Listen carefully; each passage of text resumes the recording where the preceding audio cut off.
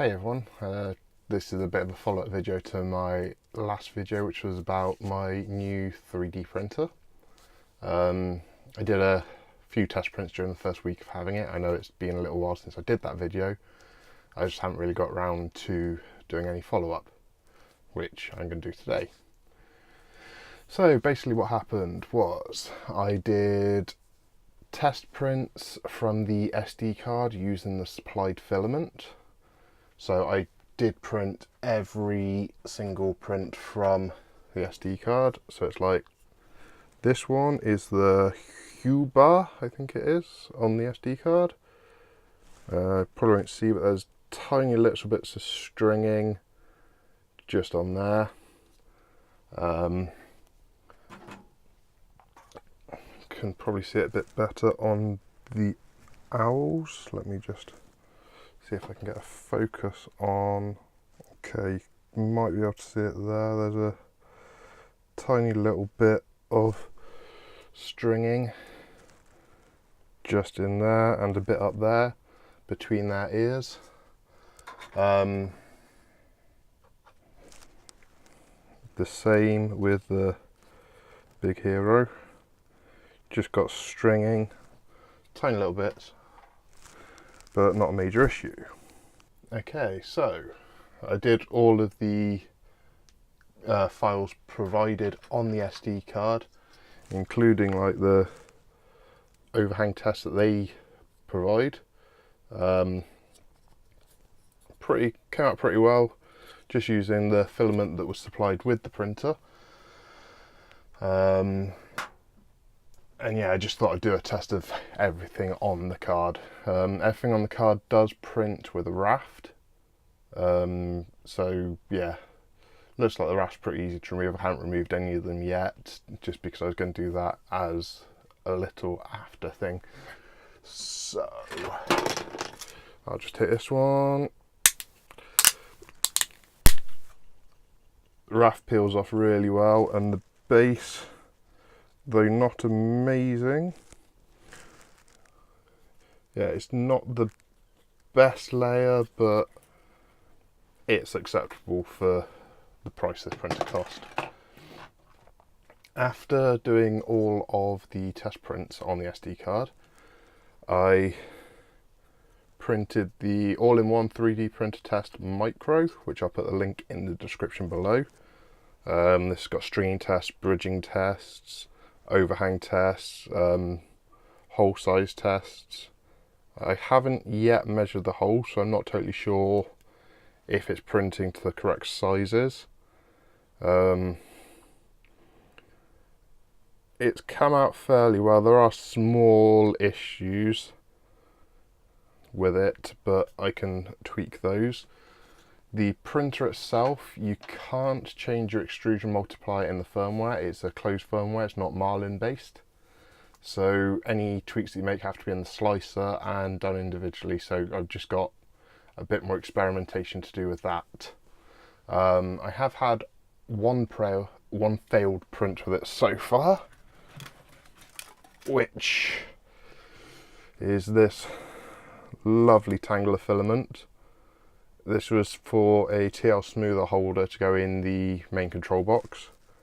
I thought that the first layer was going down properly, but it turned out that the bed was too far away from the nozzle. So it was semi-sticking, but I didn't stay around long enough to watch the full first layer. And basically it just started to move around. So I re-leveled the bed and that was sorted. And I did a vase. There we go, this is in the PLA supplied. Again, I'll put a link to the description, or I'll put a link in the description where to find this vase model. Came out pretty nice. There are some issues with layer lines, but I'm not sure what's caused those. I basically did a small vase before putting the TL smoothers in, and then that's with the original PLA. Then I put in some rainbow PLA, And I printed another vase, which I was a bit unsure if the size of the vase would be big enough to get all the colour changes, but it's come out really nicely. Again, there are some slight issues on some of the layers, like the layer heights look slightly bigger than they should be, but I think with a little bit of tweaking those will be sorted. But yeah, that's my biggest 3D print to date. Nice spin vase that I can fit my arm inside, so yeah. That's my first introduction to big 3D printing really. But apart from that, I now have TL smoothers fitted. I need to do some tweaks in the slicer, so get my extrusion multiplier sorted and see what that can do. I need to check on the test to check the circle sizes, the line sizes, everything like that. Just make sure my dimensions are on. And I think that is it. Yeah, it's all been really good on this printer. Did have to re-level. I'm not sure if that's an issue with me slicing it and putting the first layer height wrong, or if it's just that the bed had moved. But yeah, I re-leveled the bed and printed again and it works, so I'm not sure what happened there. I'll just have to keep an eye on it, make sure that the bed doesn't move. And yeah, I'm happy with how all the sample prints came out. There's a little bit of stringing, which will be retraction settings.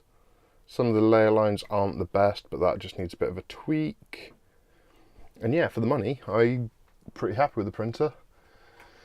Got a lot more printing to do on it. I'll go from there. As you can see, all my prints in this were from PLA. I couldn't find where I put my PETG or ABS samples. I've got loads of rigid ink samples lying around. I just need to find where they all are. Then I will try some PETG and some ABS on this printer, just to see how it handles those. I just wanted to get PLA running nicely first. Yeah, thank you for watching. I hope you've liked this. If you would like to, please click subscribe, click the like button. I'm going to have a link to the previous video that I did popping up over on this side, and a link to my channel over here. Anyway, as I say, I hope you've enjoyed watching this. My name is Chris Plater, and I'll see you later. Bye.